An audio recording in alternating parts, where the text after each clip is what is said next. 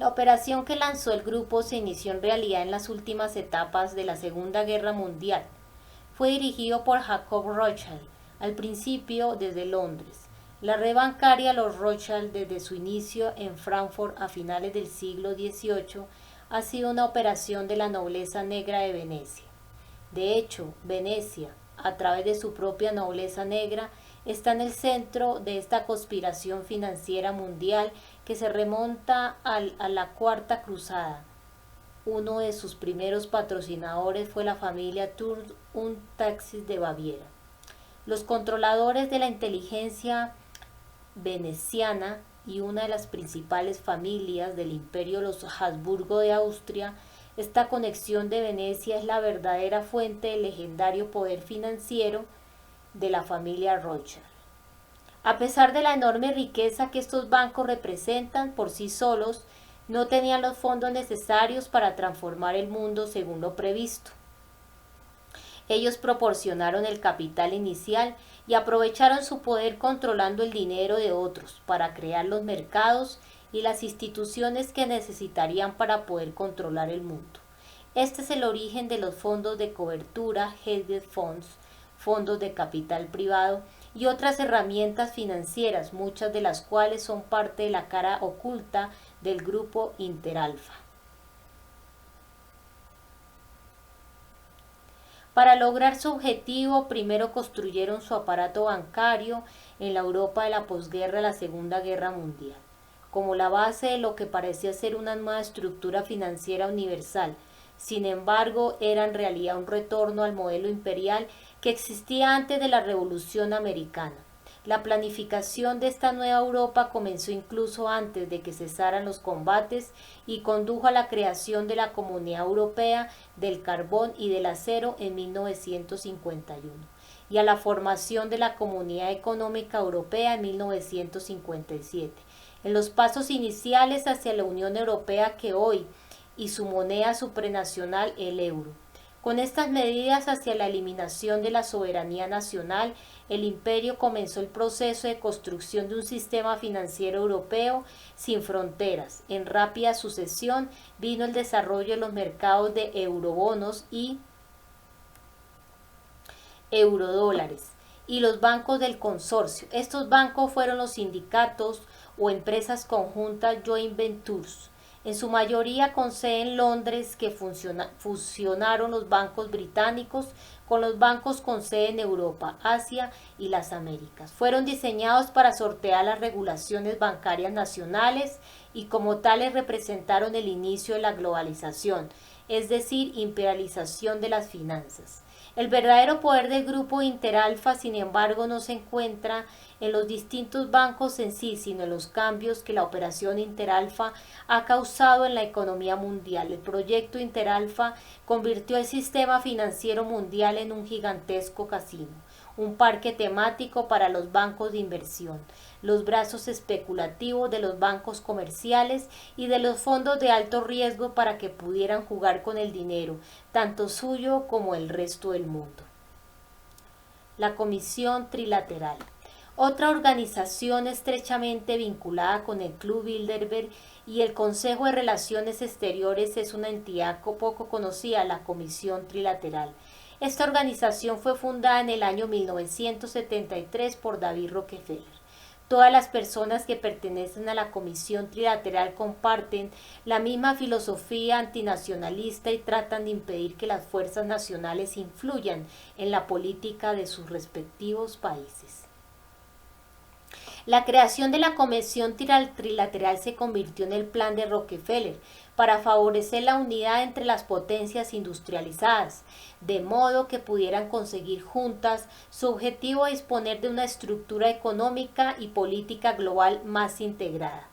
La estrategia de Rockefeller revela asimismo algo fundamental sobre la riqueza y el poder. No importa la cantidad de dinero que se tenga, sino se lo utiliza para captar y controlar aquellas organizaciones que producen las ideas y las políticas que guían a los gobiernos y a las personas que finalmente forman parte de ellos. Una gran fortuna jamás ejercerá su poder real.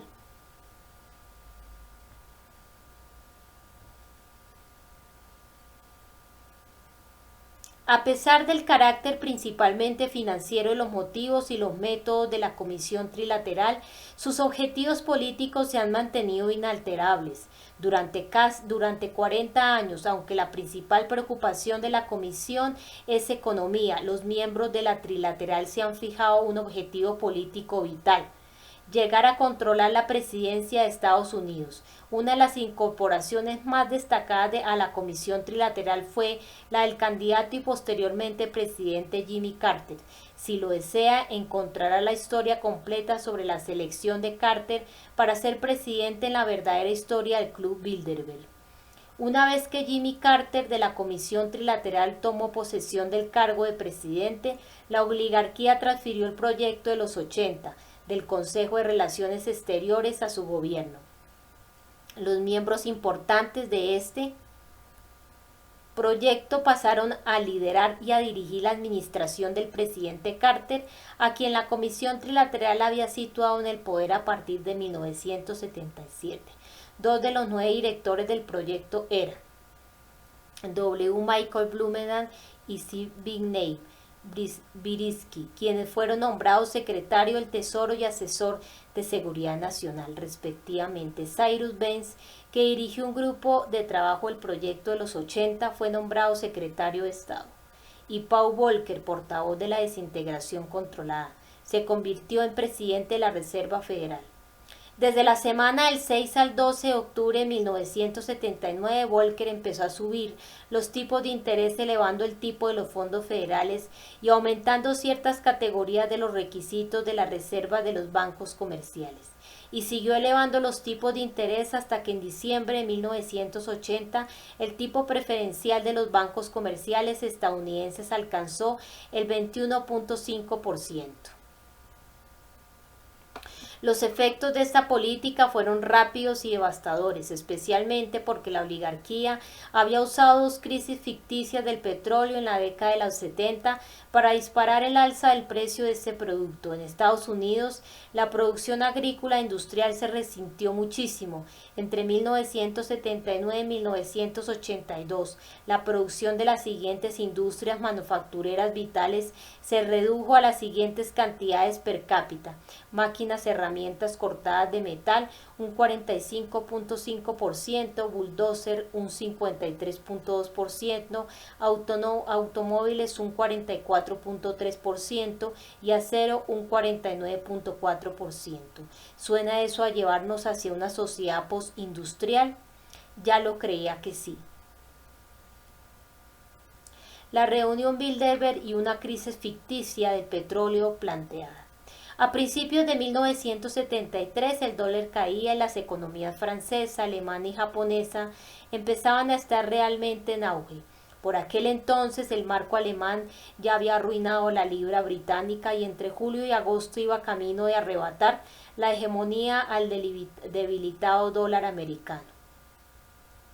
En mayo de 1973, el Club Bilderberg se reunió en un exclusivo complejo turístico de Salzhoven, Suecia.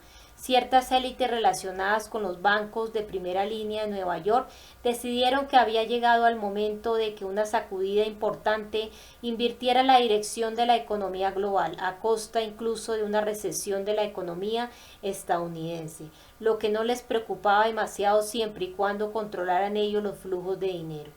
El punto clave que se abordó en la reunión Bilderberg fue la crisis del petróleo de 1973, dado el objetivo de una subida del precio del petróleo de la OPEP de un 400% en el futuro próximo. El economista William Englund explica: la discusión no trató en absoluto de qué manera nosotros, como parte de los representantes más poderosos de las naciones industriales del mundo, podíamos convencer a los países árabes de la OPEP para que no aumentaran los precios del petróleo de una forma tan drástica, sino que íbamos a hacer con todos los petrodólares que inevitablemente llegarían a los bancos de Londres y Nueva York, correspondientes a los ingresos provenientes del petróleo de los países árabes de la OPEP. La crisis del petróleo se produjo 2 años después de la libre flotación del dólar, cuando el dólar se precipitaba debido a que habían empezado a aparecer las primeras fisuras en la economía de Estados Unidos tras la Segunda Guerra Mundial, cuando la industria estadounidense era una potencia industrial de primera categoría mundial y las reservas de oro y todo lo demás guardaba una correlación ideal entre sí. El motivo real del aumento del 400% por el del precio del petróleo. La subida del 400% del precio del petróleo entre 1973 y 1974 salvó el dólar. El dólar había flotado en un mar de petróleo. Recordemos que Nixon eliminó unilateralmente la convertibilidad del dólar en oro en agosto de 1971 y después de eso la moneda se despreció un 40% con respecto a las principales divisas como el marco alemán y el yen japonés, lo que salvó el dólar, lo que salvó Wall Street y el poder del dólar como entidad financiera. Pero no la economía estadounidense, fue el 400% de aumento del precio del petróleo de la OPEP. Este aumento de precio detuvo el crecimiento en Europa, destruyó la industrialización de los países en desarrollo del tercer mundo, que a principios de los años 70 disfrutaban de una dinámica de crecimiento rápido, y decantó la balanza del poder hacia Wall Street y el sistema del dólar. Todo ello estaba encaminado a iniciar un proceso sistemático de saqueo de la riqueza productiva real de las principales naciones del planeta y lo que hoy existe en Arabia Saudí y en los demás países del Golfo Pérsico son pseudoestados que se encuentran bajo el dominio de la City de Londres. Usted se preguntará cómo, pues verán, el mercado de petróleo no está controlado por la OPEP, sino por el Imperio Británico, gracias a que domina las gigantescas compañías petroleras que forman el cartel internacional del petróleo. Estas empresas que controlan el transporte, el procesamiento y la distribución de los productos derivados del petróleo controlan el aspecto físico del negocio petrolero, mientras que el precio se fija a través de los mercados financieros. Esta disposición, que permite que el precio se mueva independientemente de la oferta y la demanda, ha beneficiado mucho a los financieros que controlan el imperio. La crisis ficticia del petróleo hizo que a la larga se transfiriera un volumen enorme de riqueza, nominalmente a los países de la OPEP, los llamados petrodólares, pero todo ese dinero se dirigió a Londres y a Wall Street para ser gestionado. Así, la oligarquía financiera en los centros principales usó la crisis ficticia del petróleo para pasar a dominar totalmente el crédito mundial y asegurarse de que ya no se dirigía a ningún tipo de desarrollo. Lo utilizaron para financiar operaciones destinadas a transformar Estados Unidos desde dentro, incluía la toma de poder del sistema bancario estadounidense y la formación de carteles bajo el eufemismo de fusiones y adquisiciones de la América empresarial. Wall Street se convirtió en un casino gigante donde se dejó de invertir para dedicarse a apostar en instrumentos financieros y se desvinculó de la realidad. Al mismo tiempo, los petrodólares contribuyeron a financiar operaciones de guerra cultural contra la población estadounidense para que no viera el daño que se estaba haciendo, o incluso para engañarla de modo que creyera que se trataba de un progreso. La crisis ficticia del petróleo, orquestada entre 1973 y 1974, con su introducción de la especulación financiera en el mercado del petróleo a través del mercado al contado, creó un enorme fondo de petrodólares con el que ya la City de Londres podía luchar contra las naciones.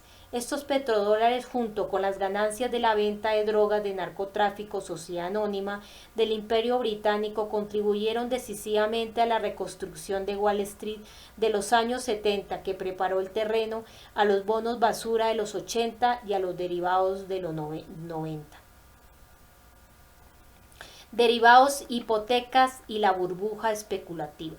La mayoría ha oído el término burbuja especulativa, pero ¿qué significa y de dónde viene? Una vez que decides crear una burbuja, esta funciona básicamente como un esquema piramidal, vas a desvincular los beneficios de la economía real. Lo que tienes que hacer si vas a acabar con la economía real, pero si quieres crear una burbuja especulativa, tienes que separarla de la realidad y los derivados son una forma de hacerlo.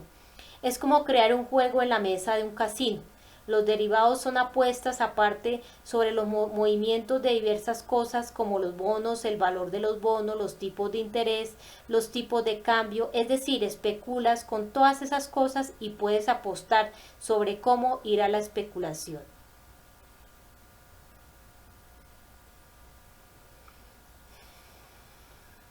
Fin del trayecto. A medida que la burbuja especulativa fue dominando las economías estadounidenses y mundial, se volvió primordial alimentarla.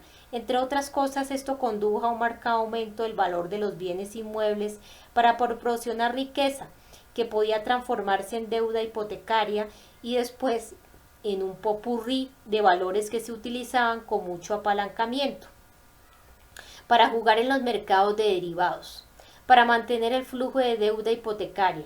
Cuando los precios llegaron a ser estratosféricos, los banqueros se flexibilizaron repetidamente los requisitos para conceder créditos hipotecarios a particulares. Este proceso dirigido por los bancos y el mercado de derivados. Finalmente explotó, y aunque se describió falsamente como una crisis de las hipotecas subprime, en realidad eran los estertores del sistema financiero en sí. A mediados del 2007, la quiebra de dos fondos de alto riesgo de Bear Stearns señaló el colapso del mercado de valores mundial, cuando los especuladores se dieron cuenta de que el juego se había acabado y empezaron a intentar vender. El mercado de papel especulativo se agotó enseguida, lo que hizo caer en picado los valores nominales. El mercado, que había crecido enormemente a través del apalancamiento, empezó a desmoronarse en una implosión de apalancamiento inverso. Los especuladores habían tomado prestados billones de dólares para efectuar sus apuestas, creyendo que ganarían lo suficiente para devolver sus préstamos y obtener además unos buenos beneficios. Este juego salió bien cierto tiempo, pero se volvió rápidamente peligroso cuando el mercado se paralizó. De repente los especuladores perdían sus apuestas que no les dejaban beneficios con los que pagar sus préstamos, de modo que perdían por ambos lados. Los activos empezaron a volatilizarse por billones y los prestamistas, preocupados, empezaron a exigir cobertura suplementaria, lo que provocó ventas de activos que redujeron todavía más los precios, en una espiral viciosa de apalancamiento inverso. La solución que adoptaron los bancos centrales para este estallido fue empezar a inundar de liquidez los mercados financieros mediante una serie de reducciones de los tipos de interés e inyecciones de dinero. Aunque habían jurado imponer disciplina a los mercados, los bancos centrales cedieron rápidamente a la presión de enormes pérdidas en una situación de pánico hiperinflacionario. Las inyecciones ascendieron rápidamente de miles de millones a decenas de miles de millones y a centenas de miles de millones, para apresurarse a tapar los agujeros que abría la drástica deflación de las valoraciones del sistema. Pero por más dinero que inyectaban, el sistema se seguía colapsando. Lo único que hace el dinero inyectado en el rescate, dinero que no sirve para ningún propósito económicamente útil, es acelerar el proceso. Esto significa que cuanto más rápido inyecta dinero el gobierno, más rápido cae el valor del dólar y más rápido se colapsa la economía mundial. Fusiones de adquisiciones como parte de la empresa mundial Sociedad Anónima. Otro término que resulta familiar es el de fusiones y adquisiciones. Pues bien, se trata de un eufemismo. Existen muchos eufemismos para la imperialización, porque imperialización es una palabra fea. En 1968, en la conferencia Bilderberg de Canadá, George Ball, director de Lehman Brothers, además de su secretario de Estado para Asuntos Económicos de John Fitzgerald Kennedy y del presidente Lyndon B. Johnson, anunció un proyecto para construir lo que llamó la empresa mundial. La idea de que los globalistas del mundo fomenten es que los estados-nación han pasado de moda, son una forma de gobierno arcaica y no puede confiarse en que aborden las necesidades modernas de la sociedad en un mundo malthusiano. Para Ball, la misma estructura del Estado-Nación y la idea de mancomunidad o del bienestar general de un pueblo representaban el principal obstáculo ante cualquier intento de saquear libremente el planeta y representaban el impedimento más importante para la creación de un imperio mundial neocolonial. Dicho de otro modo, según Ball y los demás asistentes a la reunión Bilderberg, los recursos de cualquier país no pertenecen a ese país sino a la empresa mundial, sociedad anónima dirigida por la élite, de modo que lo que se necesita es una nueva forma de gobierno que distribuya de manera más equitativa los recursos del mundo, y decidieron que esa nueva forma de gobierno es la corporación. Y así surgió lo que George Ball llamó la empresa mundial. La idea sería que esta empresa mundial se convirtiera en el nuevo gobierno y que superara con creces en cuanto a autoridad a cualquier gobierno del planeta. Lo que hemos presenciado desde esta conspiración es el colapso gradual de la economía estadounidense que se inició en la década de los 80. Los tiburones corporativos financiados con el dinero sucio de la red de bonos basura adquirieron partes importantes de la América empresarial y aterraron al resto. Los blancos de los tiburones y los que temían que podían llegar a serlo recurrieron a los bufetes de abogados y a los bancos de inversión de Wall Street para protegerse. Así la operación de bonos basura compra con apalancamiento funcionó como un tringlado enorme de protección que destruyó a algunos como medio para recaudar tributos de los demás. Al mismo tiempo llegó dinero sucio al mercado inmobiliario, especialmente a través de los gigantescos promotores canadienses. Estas empresas construían los rascacielos que después se llenaban de trabajadores del sector servicios, banqueros, abogados, contables, empleados administrativos y otros oficinistas. La llegada de dinero fresco a los mercados inmobiliarios provocó un aumento de los precios de los bienes inmuebles. La riqueza que este aumento de valor generó proporcionó más dinero para hinchar la burbuja. El especulador pasó de ser el enemigo a ser el modelo de conducta.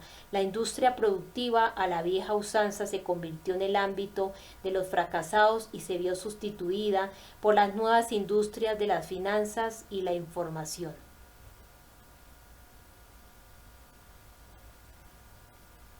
Toda esta desregulación y especulación ha diezmado la economía real de Estados Unidos. A lo largo de las 3 últimas décadas, la capacidad productiva de la economía estadounidense se ha reducido a la mitad, medida en términos de cesta de la compra per cápita por hogar y por kilómetro cuadrado. Al mismo tiempo, las demandas monetarias sobre ese descenso de la producción se han elevado hiperbólicamente. Gran parte del control de la empresa mundial Sociedad Anónima no es perceptible. Se ejerce a través de la Bolsa de Londres, a través del mercado internacional de futuros financieros de Londres, a través de la Bolsa de Metales de Londres y de la Bolsa Internacional del Petróleo. Estas son las instituciones de la empresa mundial Sociedad Anónima, donde se determina la disposición real de los activos físicos que se comercian, por no hablar de la enorme cantidad de instrumentos financieros especulativos que están actualmente en colapso total y que amenazan con hundir con ellos la economía real del mundo. Y si no fijamos, la globalización es exactamente esto. Desde finales de los años 60 hasta los 80, inclusive Estados Unidos y el resto del mundo se sumieron en esta avalancha de fusiones, en esta consolidación cada vez mayor de empresas industriales, de empresas agrícolas, de empresas financieras, y fueron formando lentamente estos carteles gigantescos que existen hoy en día y que controlan los recursos del mundo, que gobiernan de hecho el mundo.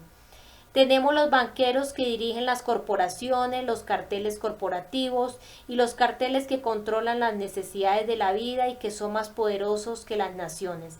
Así pues, el proyecto de la empresa mundial, en cierto sentido, es un regreso a los viejos tiempos de la Compañía Británica de las Indias Orientales, solo que con un rostro informatizado más moderno. Lo que debería asustar a la mayoría de la gente es que la élite ha hecho exactamente lo que anunció en 1968. ¿Acaso no da miedo? Pondré un ejemplo de lo que significa la empresa mundial. Tomemos la Royal Dutch Shell, por ejemplo. Esta megacorporación es el fruto de la unión de los intereses petroleros británicos y holandeses, pero ellos son solo dos de los miembros más visibles, relacionados y entrelazados con unos cuantos importantes bancos comerciales y de inversión, fabricantes de armas y empresas de materias primas. El jefe de Royal Dutch Shell durante la Segunda Guerra Mundial, Henry Dettering, era un conocido partidario de Adolf Hitler. El banquero de Royal Dutch Shell, Lazar, creó la Bank Wars a partir de una empresa de transporte relacionada con Shell. La Bank Wars era conocida por apoyar financiera y políticamente el régimen de Vichy. Además, Royal Dutch Shell financió operaciones de guerra cultural contra Estados Unidos y el resto del mundo, el llamado empobrecimiento intelectual de la sociedad, incluida la creación del movimiento ecologista que forma parte del grupo postindustrial. Existe una vinculación entre las direcciones de Royal Dutch Shell, el banco holandés ING, la empresa química holandesa AkzoNobel Unilever, un grupo anglo-holandés que controla gran parte de la producción de alimentos del mundo, y Río Tinto, que junto con Anglo American controla entre el 10 y el 24% de la producción de minerales del mundo occidental. Royal Dutch Shell participa también en la dirección con Boring, Joyce Banks, UBS y AXA, una de las aseguradoras más grandes del mundo. La parte británica de Royal Dutch Shell es British Petroleum, BP. Existe una vinculación entre las direcciones de BP y el Royal Bank of Scotland, HSBC, que fue descubierta hace poco, blanqueando miles de millones de dólares del narcotráfico mexicano. AkzoNobel Unilever, la farmacéutica Roche Goldman Sachs, cuyo ex empleado Mario Monti fue primer ministro provisional no electo de Italia, Rolls-Royce, General Electric, el Bank of America, Joyce Bank, KPMG y la farmacéutica GlaxoSmithKline. Un nivel más abajo, existe una vinculación todavía mayor entre muchas de estas empresas. Por ejemplo, HSBC está entrelazada con BP, además de con Shell, la productora de oro Anglo American. El Financial Times, uno de los principales periódicos económicos del mundo, The Economist, Imperial Chemical Industries, GlaxoSmithKline, Rolls-Royce y Klein Ward Trust a través de un importante banco de inversión alemán, el Dresses Kleinwort Benson. Además, todas y cada una de las mencionadas corporaciones están entrelazadas entre sí, lo que crea un sistema inquebrantable y que se autoperpetúa, una virtual telaraña de intereses industriales, económicos y financieros tejida alrededor del modelo de la empresa mundial. El rescate bancario de Wall Street del 2009. ¿Recuerda el rescate bancario del 2009? ¿Cuál fue el verdadero motivo de que se rescatara de la bancarrota al sector bancario? ¿Pensaba realmente Wall Street en salvar América, como dijo, o hubo otro motivo? De hecho, hubo otro motivo para el rescate, secreto y mucho más siniestro. El rescate fue una trampa gigantesca. Bajo la apariencia de salvar la economía, los banqueros transfirieron enormes cantidades de deuda de los particulares, de los bancos y de otros intereses poderosos a los libros del gobierno. Pero como durante ese periodo la economía se siguió colapsando, esa deuda es del todo imposible de pagar. Es imposible que esa deuda pueda pagarse nunca, de modo que el efecto del rescate lleva a los gobiernos a la bancarrota.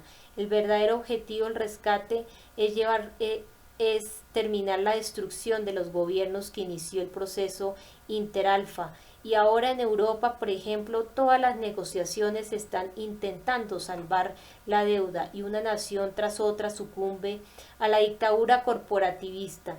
Esta es la realidad del rescate. Estamos presenciando cómo destruyen las naciones del mundo y las sustituyen por dictaduras fascistas, por una dictadura imperial o fascista internacional del ámbito mundial. En Europa el rescate siguió un patrón similar. Los bancos europeos figuraban entre los principales beneficiarios del rescate, aproximadamente 16 billones de dólares de los diversos fondos de la Reserva Federal en 2008. Así, 6 de los primeros 11 beneficiarios de las subastas a plazo de la Third Auction Facility, financiación financiación a plazo en dólares de la Reserva Federal. Eran bancos europeos, incluía la Societe Generale y el Royal Bank of Scotland. Esta operación impropia fue detectada por la mayoría de grupos mediáticos corporativos, así que ¿cómo la justificó la Reserva Federal de Estados Unidos? Pues lo que hizo la Reserva Federal fue mentir, dijo públicamente una cosa, pero no era lo que estaban haciendo realmente. Lo que estaban haciendo era evidentemente salvar el sistema. Estaban intentando salvar el sistema imperial británico. Si hubieran querido salvar solo los bancos estadounidenses, no habrían dado todo ese dinero a bancos extranjeros. Quieren salvar el sistema, que en cierto sentido es lo que hay que hacer cuando se tiene un sistema global lleno de derivados. Si explota en algún sitio, explota en todas partes, de modo que hay que proteger a los bancos más débiles, como cuando se apaga un incendio. Hay que sofocarlo donde se declara o puede quemarse todo. Los rescates de miles de millones de dólares jamás tienen como objetivo proteger la economía, ya sea la de Estados Unidos o la de Europa. Siempre se trató de proteger el aparato financiero imperial y de proteger el mercado de derivados. Se trata de proteger al difunto y de sacrificar al paciente. Otra cosa a la que asistimos en la actualidad, especialmente en España, aunque no se limita solamente a España, es el hecho de que los bancos están comprando una gran cantidad de deuda soberana. La pregunta más inteligente que cabría preguntarse es, ¿podrá pagarse algún día esa deuda? Y en caso negativo, ¿por qué lo hace? Si alguien pide un préstamo bancario, lo primero que el banco querrá saber es si se lo va a poder devolver. Sin embargo, en el mundo paralelo, el mundo de la empresa mundial, sociedad anónima, podemos asegurar sin miedo a equivocarnos que los bancos están comprando deuda porque la idea es llevar a las naciones a la bancarrota. Es el viejo juego veneciano de tener tan endeudado a tu adversario que puedes controlarlo. Los mismos bancos están comprando deuda que no vale nada, pero muchos de estos bancos no tienen que sobrevivir. Si tomamos la palabra la oligarquía, el imperio afirma que quiere reducir la población del planeta a 1.000 o 2.000 millones de personas, lo que significa que una enorme parte del sistema bancario, una enorme parte de las economías nacionales y enormes partes de la población están destinadas a desaparecer.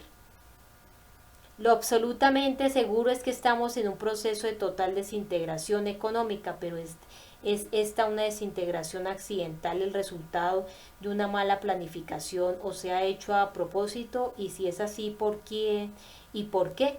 Es ambas cosas. Yo diría que hay diferentes grupos con diferentes intereses. El economista francés Jacques Attali dijo en entrevistas públicas que el euro había sido concebido como un mecanismo deliberado para imponer la unión política, con la que nadie estaba de acuerdo. En otras palabras, cometieron un burdo error al crear el euro para poder imponer en la primera crisis una dictadura política en la forma en la que vemos actualmente con el modelo social europeo MSE. La intención era la industrialización de Europa, y si nos fijamos en las políticas de la Comisión Europea con respecto a España, por ejemplo, veremos que cancelaron todos los programas que hubieran permitido la recuperación del país, como por ejemplo el 25% del presupuesto científico. Creo que está muy claro que nadie en la Unión Europea tiene la intención de que España se recupere, y pienso que el auténtico objetivo, dado que la Unión Europea es la más rica expresión del Imperio Británico, es la reducción de la población y la vuelta a determinado tipo de estructura feudal.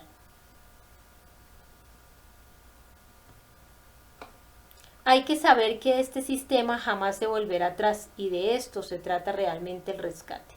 Al intentar salvar ese dinero, que es en realidad dinero virtual, dinero que no existe, nunca puede pagarse la deuda, y los derivados no tienen ningún valor, es toda una farsa como el dinero de Monopoly, pero al intentar salvarlo nos estamos destruyendo a nosotros mismos, estamos destruyendo el orden social y las naciones, y esto es lo que este asunto representa realmente. Y por esa razón los bancos están comprando, porque la mayoría de ellos acabarán desechados de todos modos, pero primero caerán las naciones, y una vez que hayan desaparecido las naciones, el imperio podrá reorganizarse como quiera y establecer un nuevo sistema monetario.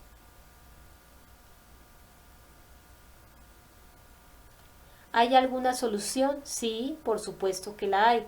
La solución es dar una finalidad a nuestras economías y esa finalidad consiste en que cada persona y cada nación sienta que forma parte de ese importante interés común de la humanidad, consistente en cuidar de nuestro propio sistema mundial. Así pues, simplemente tenemos que tomar la porquería de los derivados, que son crédito sobre crédito sobre crédito, y anularlos, liquidarlos, eliminarlos. Así sin más, los derivados son instrumentos de juego y las deudas de juego, cuando se pierden, se anulan. Por lo tanto, no tenemos que pagar la deuda de juego, tanto si se trata de incentivos como derivados financieros. El sistema está en quiebra y para salvar el mundo necesitamos dirigentes que estén dispuestos a declarar la totalidad del sistema financiero en suspensión de pagos. Hay algo más que se deba saber sobre cómo funciona el dinero para entender la actual crisis financiera. Sistema crediticio frente al sistema monetario. El mundo actual está dirigido por sistemas monetarios, no por sistemas crediticios nacionales. Ninguna persona inteligente quiere que un sistema monetario dirija al mundo. Quiere que los estados-nación soberanos dispongan de sus propios sistemas crediticios, que es el sistema de su moneda. El Tratado de Maastricht excluyó sobre todo la posibilidad de que el Estado creara crédito productivo, no inflacionario, algo que está firmemente establecido en la Constitución de Estados Unidos como método para determinar la política financiera y económica.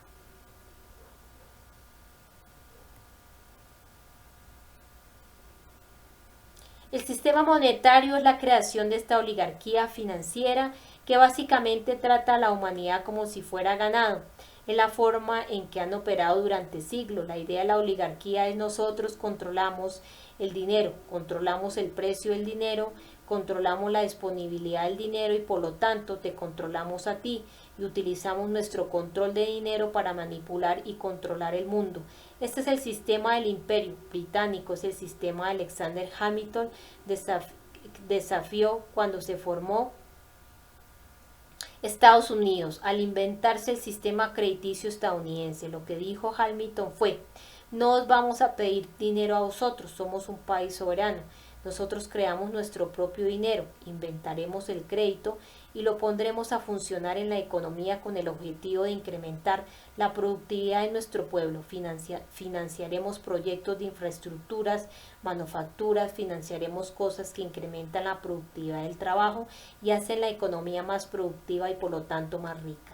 Se crea riqueza en este proceso de producción. En lugar de tomar dinero prestado a la oligarquía, creas tu propio dinero como nación soberana y lo utilizas para escapar de las garras de esa oligarquía. Y de hecho eso es lo que hizo, y eso es lo que permitió a Estados Unidos resistir a los continuos intentos del Imperio Británico por recuperarlo. Era un sistema totalmente distinto, pero fundamentalmente la diferencia entre el sistema monetario y el sistema crediticio es el principio en el que se apoya el sistema.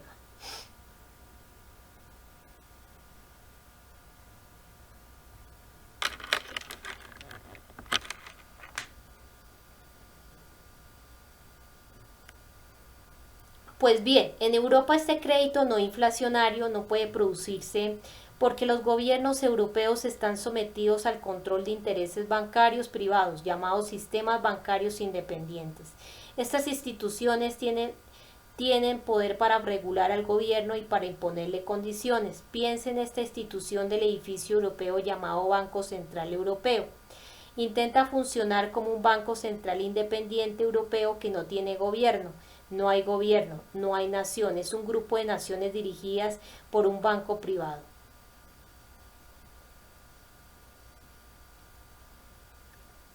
¿No lo ve? Es una locura pertenecer a este grupo. La supuesta independencia del Banco Central es el mecanismo de control decisivo para los intereses financieros privados, que en Europa se ha utilizado históricamente como un instrumento autoritario contra la política económica de los gobiernos soberanos, orientada al bienestar general. La banca europea es el vestigio de una sociedad feudal formada por intereses privados, como los que representaban los antiguos carteles venecianos o la Liga Lombarda, que desaparecieron en la Edad Media, en el siglo XIV. El final. La lucha que presenciamos hoy en día no es por la supervivencia de los bancos centrales o del euro, sino una lucha fundamental entre los gobiernos soberanos y el sistema financiero oligárquico que beneficia a una reducida élite. Una nación que no puede controlar su propia moneda no es soberana, y toda nación no soberana es vulnerable al ataque y a la subversión de esta oligarquía. Ahora bien, si la gente participa en el autogobierno, tiene que participar en las ideas por las que la sociedad se autogobierna. Eso implicaría el final de la oligarquía. Las naciones que favorecen el desarrollo mental y la creatividad de su población producen un pueblo que no tolera indefinidamente las formas oligárquicas de gobierno. Las poblaciones analfabetas tecnológicamente atrasadas, sí, de hecho no existen demasiadas dudas de que el analfabetismo y el atraso tecnológico son causas de la aparición del dominio oligárquico. Las ideas de un Estado-nación constituido como república y el progreso son inseparables. Como todos los logros de la creatividad humana, no se trata de un proyecto diseñado para ser consumido de inmediato, es un proyecto diseñado para extender la conciencia de uno mismo mucho más allá de los confines de nuestras percepciones y sensaciones de bienestar personal, y relacionarnos con las generaciones que darán continuidad a nuestro legado mucho después de que nuestra generación haya desaparecido de la tierra.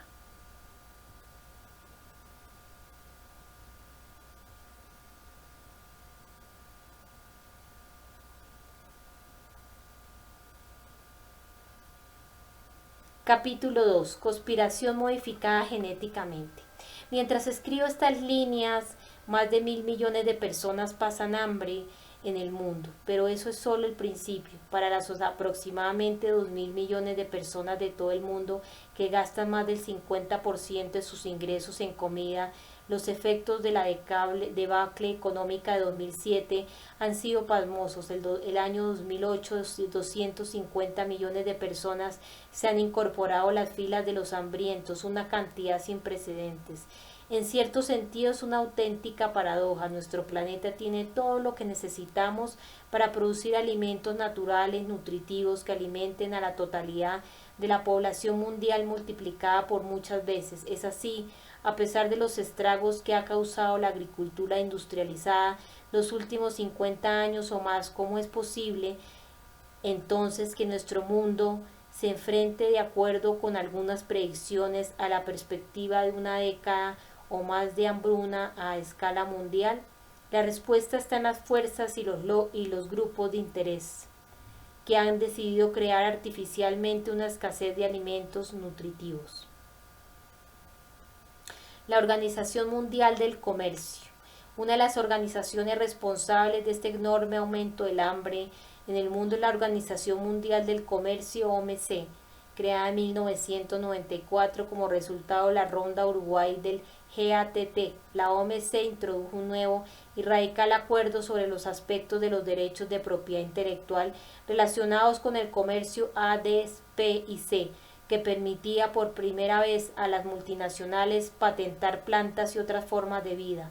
Volveremos sobre ello un poco más adelante. La OMC fue creada por Washington después de la Segunda Guerra Mundial para abrir paso al libre comercio entre las principales naciones industriales, especialmente la Comunidad Europea.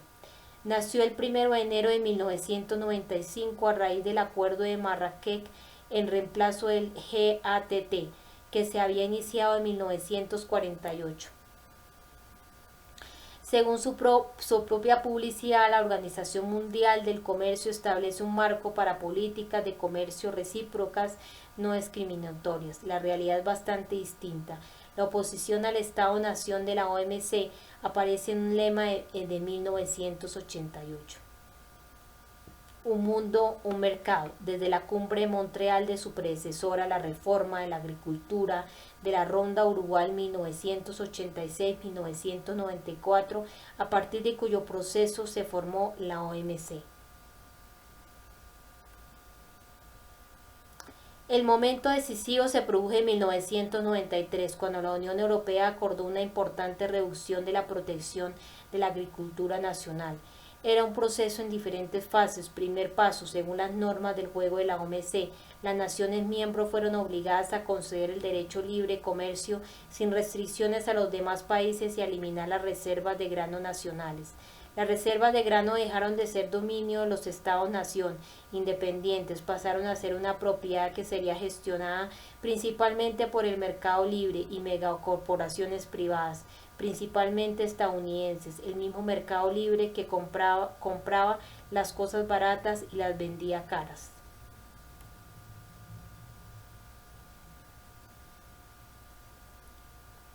La empresa mundial, sociedad anónima o dicho de otro modo, las corporaciones que dirigen los mercados mundiales ya eran dominantes, pero ahora disponían de un nuevo organismo supranacional no electo para favorecer sus propias prioridades a escala mundial.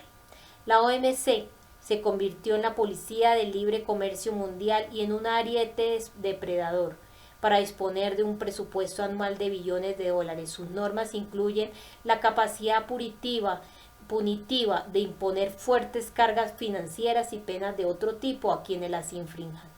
En ellas la agricultura es prioritaria. Además, las normas que se vendieron como un halo de esperanza para los países subdesarrollados fueron escritas por gigantes corporativos que formaban el núcleo de la empresa mundial. S.A., por ejemplo, el proyecto de reforma agrícola orientada al mercado fue redactada por D. Gala Johnson de la Universidad de Chicago para la Comisión Trilateral de David Rockefeller. Un exdirector de Cargill, Dan Abstus, desempeñó un papel destacado en la preparación de las normas sobre agricultura de la Ronda Uruguay del GATT. Cargill es la empresa de grano más grande del mundo.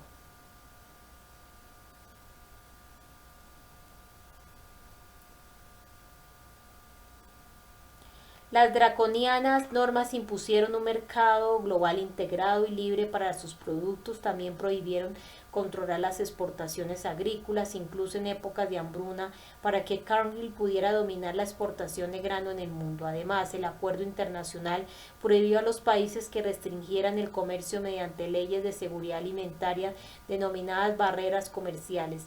Esta exigencia abrió asimismo los mercados mundiales a las importaciones ilimitadas de alimentos modificados genéticamente sin necesidad de mostrar su seguridad, pero ya hablaremos de ello más adelante. La agricultura produce alimentos que son lo que comemos y demasiado a menudo damos por sentado, por lo menos en el primer mundo, que siempre los habrá en abundancia. Una visita al supermercado y todo solucionado. ¿Qué pasaría si un día cercano nos despertáramos y no hubiera nada que comer? ¿Qué pasaría entonces? La propaganda de la OMC incita a creer que el mercado mundial y el llamado libre comercio establecerán de algún modo las condiciones favorables necesarias para el crecimiento. Sin embargo, cuando se crean uniones de diversos estados, los gobiernos pierden poder a costa de organismos supranacionales que sustituyen la autoridad de los estados-nación.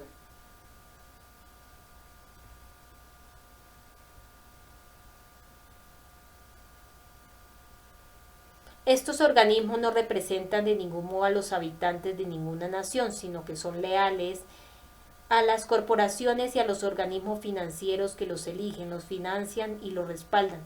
Estas organizaciones forman uno de los núcleos de la élite, una estructura verticalista que tiene en Londres su centro logístico de operaciones. Acuerdos como el GATT y el Tratado de Libre Comercio de América del Norte TLCAN destruyen sutilmente las economías nacionales al situarlas bajo los imperativos de la globalización y el comercio mundial sin fronteras.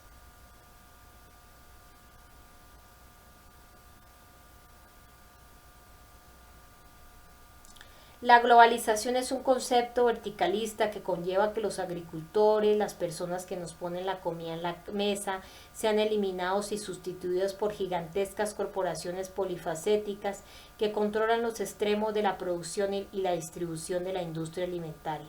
Durante los dos últimos décadas se han eliminado millones de campesinos en Estados Unidos, Europa, Canadá, Australia y Argentina. Por ejemplo, en 1982 en Estados Unidos todavía había 600.000 criadores independientes de cerdos. Hoy en día esa cifra es inferior a los 225.000. No es ninguna casualidad. La existencia de menos campesinos independientes conlleva un mayor control corporativo sobre lo que nosotros comemos. La gente puede acostumbrarse a prácticamente todo en la vida, salvo a no tener nada que comer. Hasta morirse es más fácil, solo ocurre una vez en la vida.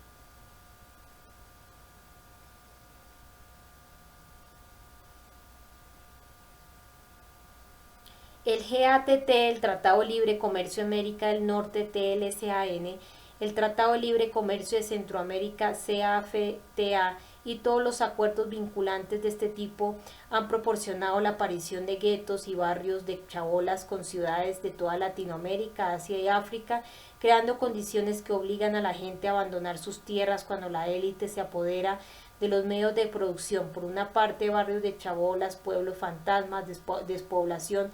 Por la otra, si se puede obligar a la gente a abandonar sus tierras y marchar a las ciudades, se está creando un torrente de descontento entre las masas. El malestar de las masas exige el control de las fuerzas armadas. Problema, reacción, solución.